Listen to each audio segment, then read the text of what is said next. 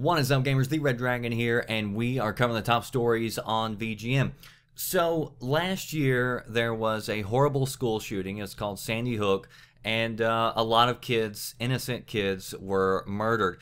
And after that, it came out in the publications and in the news media that the guy who was responsible for the murders, he played video games.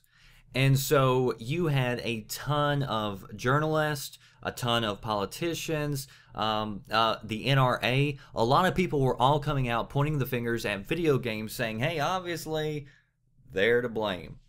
And so, anyway, this was a big problem for a little bit because everybody's coming hard down on the gaming industry. And I did a couple of videos on that back last year. Well, there was a fairly popular website called GamerFit Nation. They decided that they were going to do an event that would honor the kids that were killed at Sandy Hook. And so what they did was they called for a day of ceasefire. This is their words. They used the word ceasefire. And on that day, they asked that everybody stop playing online shooter games. And that was their way to remember the victims. And they are actually calling for this day again, December the 21st. They're asking that you and I and all other gamers stop and cease fire online shooter video games for that day. So first off, I think this is a terrible idea because this just I think dives right into the stigma that's already out there in this public perception that video games are somehow related to real-world violence. And I've done a number of videos on this. I've shown you the studies because, yes, this has been studied. I mean, the government, they'll study bees having sex and they'll spend thousands of dollars to do that. You don't think that they're just now looking at video games and studying it. Trust me, it's been done for years. It's been done by universities and professors. I showed you studies from Harvard, even the government themselves. If there was proof linking violent video games and real-world violence, we would have heard it by now.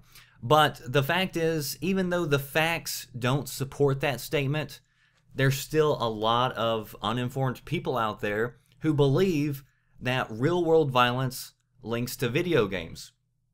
And of course, I would like to ask these people, did we see an uptick in violence whenever Grand Theft Auto was released? Did we see more people running down pedestrians on the sidewalk? Did we see more hookers being beat up at strip joints?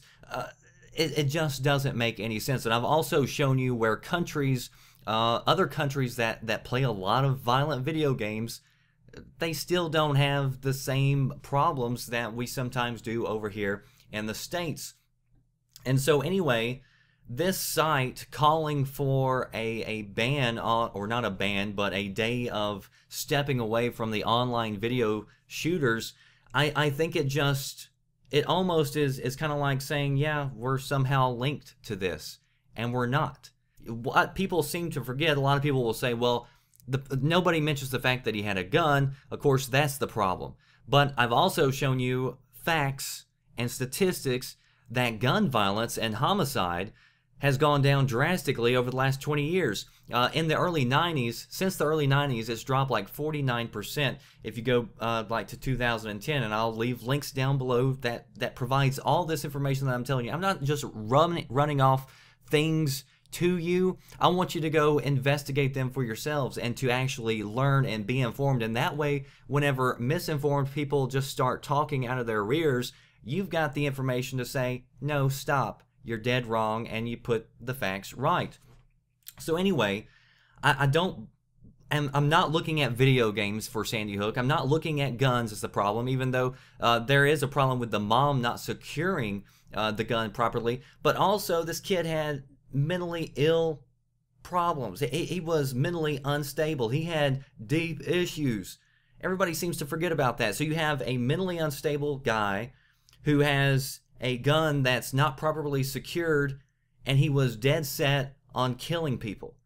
And no amount of bubble that you place yourself in, no amount of laws is going to stop the lawless from acting out whatever set of violence that they've got in their mind that they are going to enact. So I don't like this idea of stopping to play shooter video games, because I almost think that gives almost politicians and the media who already look bad on video games, that almost gives them more ammunition as far as I'm concerned. I say if you want to honor Sandy Hook, you want to honor kids, you want to do something that's responsible, I can assure you that liking a Facebook page is not going to change a damn thing in this world. If you want to make change, you got to go out there and you got to do it. You want to do something for the school kids? Let's go be a substitute teacher. We go volunteer, or we can go volunteer at our local school for an after-school program where we teach kids to read. And you can do things, and you don't even have to own a website. You don't have to start up a YouTube video. You don't even have to tell anybody that you even did something nice and good. And, you know, if you see kids that are treating other kids badly, you know, pull them aside and explain to them why they shouldn't act like that, and why you should be kind to other people, and how we're all part of the same human race, and do good things. Or maybe you want to go send money to a charity. Just make sure that the charity is actually sending all the money or donations to where you think it's going, because a lot of these charities, people will jump on an opportunity to take advantage of a bad situation. And so all I'm saying is there's plenty of other things that you can do, and that would actually, I think, really help and place a change on the world, and also do something. It's more rewarding, I think, whenever you do something like that, and you don't have to go rave about it, or you don't have to have a group of people follow you along. You can follow your own step, march to your own drum, and don't do something just because somebody else tells you to do, or you should feel bad if you don't partake in it. So anyway, I'm not saying go play violent video games on this day. I'm just saying I'm going to do whatever I want to. Maybe I sit down and I play a shooter, maybe I don't.